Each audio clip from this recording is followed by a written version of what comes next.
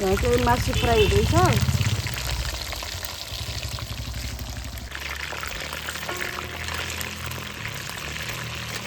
साथीहरू यहाँ चाहिँ पानी उम्लिसक्यो अनि यहाँ चामल राख्छु ल मैले।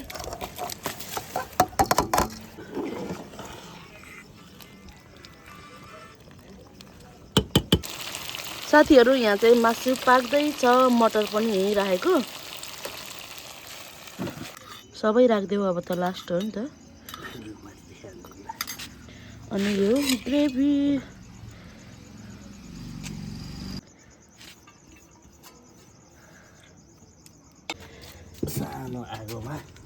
सानो आगोमा साथीहरू हामीले चाहिँ आगो पुग्दैनौँ, त्यो कोइलामा नै दम लगाउँछ। 10 मिनट भइसक्यो,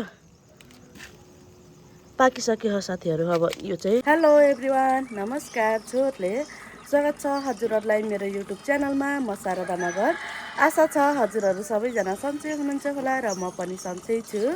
आज चाहिँ हामी घरमा बिरयानी बनाएर खान लागेको, अनि त्यही भएर त्यसको भिडियो बनाउँदैछु र भिडियो के कस्तो हुन्छ हेर्दै गर्नुहोला साथीहरू। यहाँ बिरयानीको लागि चाहिँ सामान यस्तो छ। यहाँ ससेस अनि यहाँ सलादको लागि छ, अनि राइताको लागि बनाउने अरे भाइले। यहाँ भाइले चपिङ गर्दैछ साथीहरू। अनि यहाँ चाहिँ चिकन छ बिरयानीको लागि। अनि यहाँ इन्डिया गेट चामल, घिउ, अनि यहाँ बिरयानी मसला पनि छ साथीहरू। अनि यो मसला भइहाल्यो। अनि यहाँ भाइले चपिङ गर्दैछ। हामी चाहिँ छतमा बनाएको साथीहरू, त्यही भएर।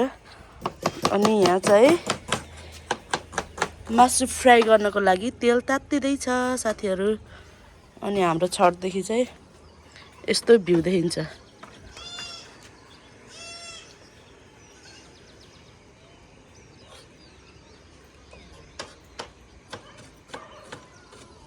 यस्तो दामी भ्यू देखिन्छ साथीहरू। हाम्रो छतमा चाहिँ यस्तो फुल छ साथीहरू। अहिले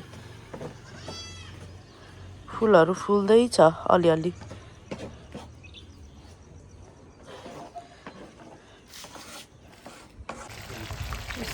साथीहरू यहाँ चाहिँ मासु फ्राई हुँदैछ।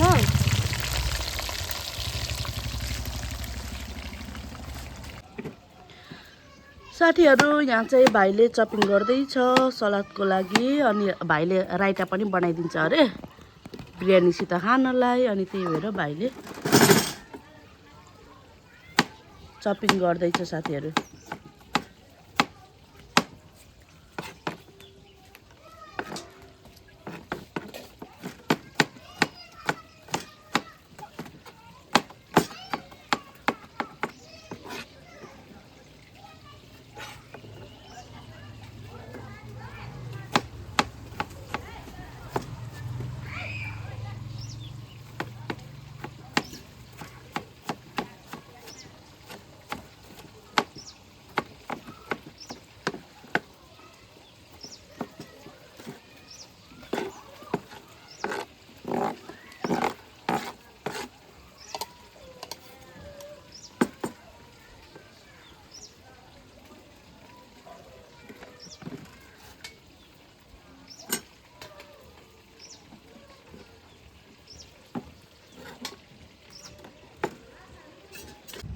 साथीहरू यहाँ चाहिँ भाइले राइता बनाउँदैछ।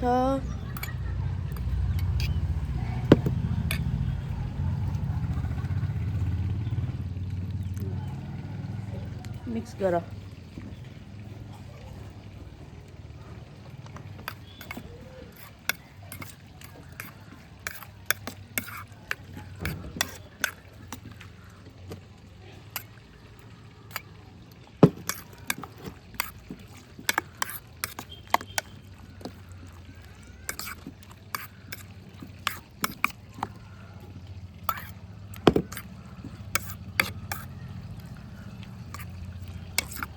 साथीहरू यहाँ राइता चाहिँ रेडी भयो।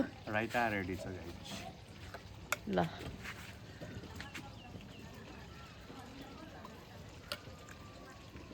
कस्तो छ? नुन तर नखाऊ होला। हैन भइहाल्यो। दामी ल। दामी भयो। ल खाऊ न ससेस।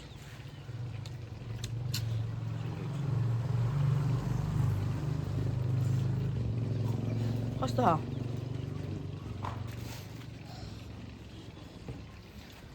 साथीहरू यहाँ चाहिँ चिकन रेडी हुँदैछ, फ्राई हुँदैछ, अब रेडी हुन लागिसक्यो साथीहरू।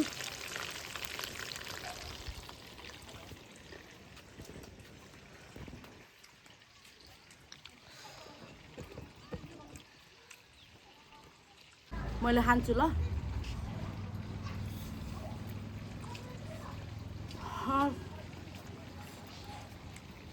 तातो साथीहरू।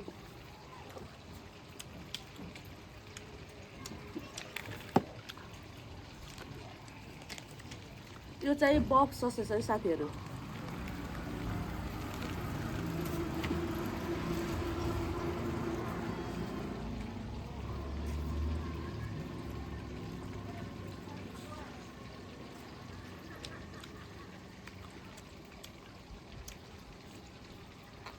दामी हो।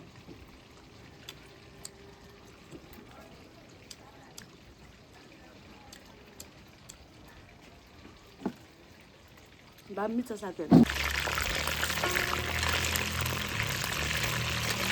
साथीहरू अब यो चाहिँ हाफ फ्राई भइसक्यो। अहिले बिरयानी बनाउँदा चाहिँ फेरि पकाउँछ नि, त्यही भएर यो चाहिँ यत्तिकै निकाल्छ नि साथीहरू। हाफ फ्राई भइसक्यो।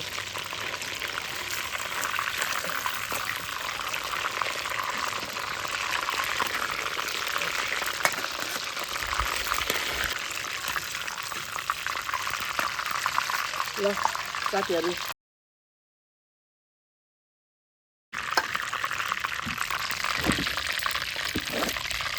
ल सेकेन्ड लट फेरि फ्राई गर्छ है साथीहरू।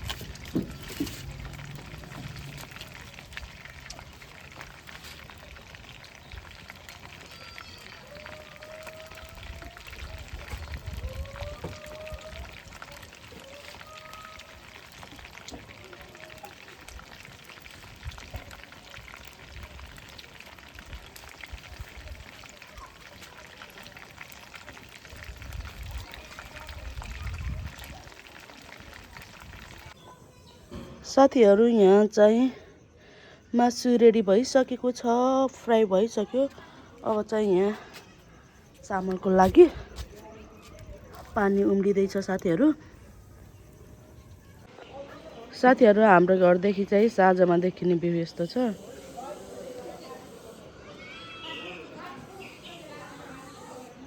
राति भइसक्यो साथीहरू।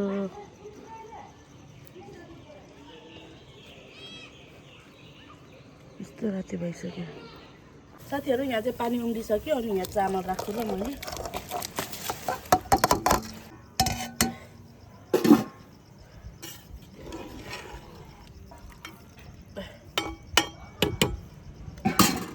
एकछिन बाँड्छु।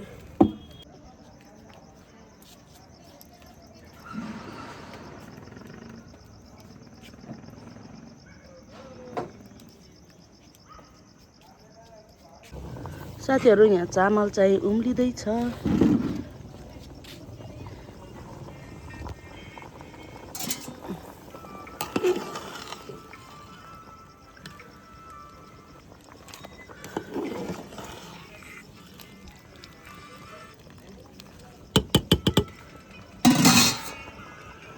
साथीहरू चामल चाहिँ 50% कुक भइसकेको छ।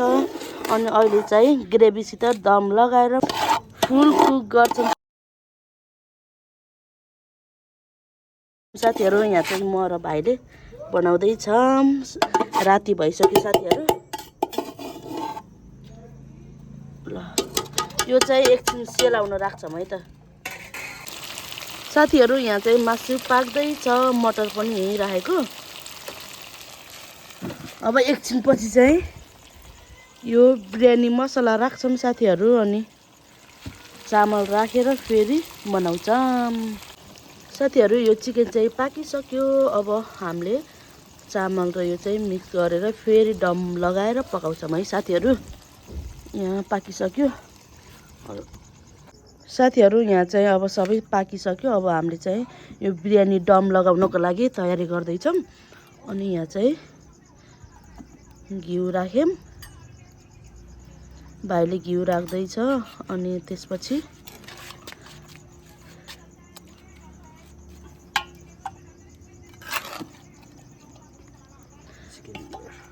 चिकन ग्रेभी राख्दैछौँ साथीहरू। यहाँ अलि नजिक राख त सजिलो हुन्छ होला।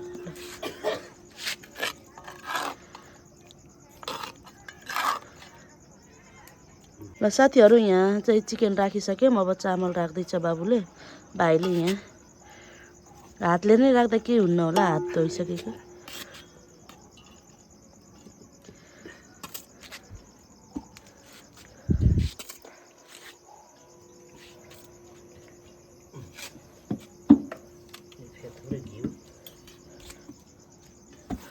ल फेरि घिउ राख्दैछ है साथीहरू।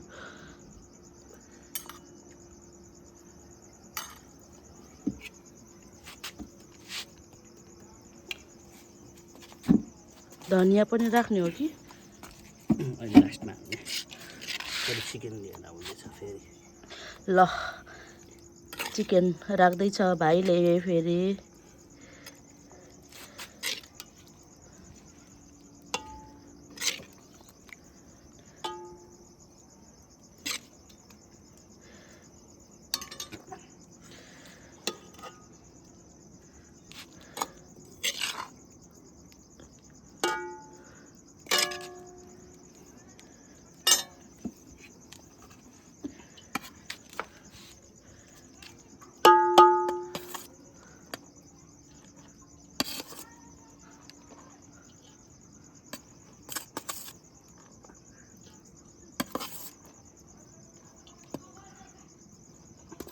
ल यो चाहिँ अन्तिम लेयर। अब घिउ राख्छौँ। सबै राखिदेऊ अब त लास्ट हो नि त। अनि यो ग्रेभी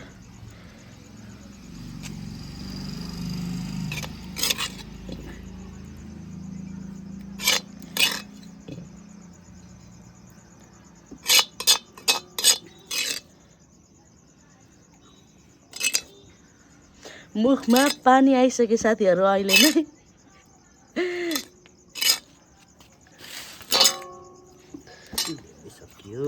ल घिउ लास्ट।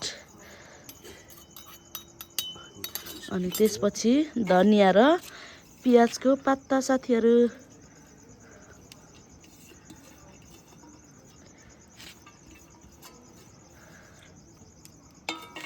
अब यो चाहिँ कति मिनट राख्छौँ हामीले?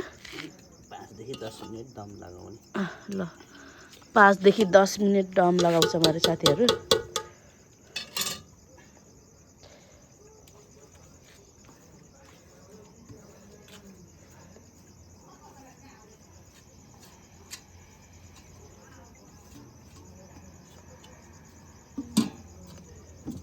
दमको लागि सानो आगोमा साथीहरू हामीले चाहिँ आगो पुग्दैनौँ, त्यो कोइलामा नै दम लगाउँछौँ साथीहरू। 10 मिनट राख्छौँ होला हामीले, होइन? ल 5 देखि 10 मिनट राख्ने अरे साथीहरू। अब हेरौँ है त। अब अहिले देखाउँछु, मैले फाइनलमा देखाउँछु है त कस्तो हुन्छ साथीहरू। साथीहरू हाम्रो चाहिँ यहाँ 10 मिनट भइसक्यो,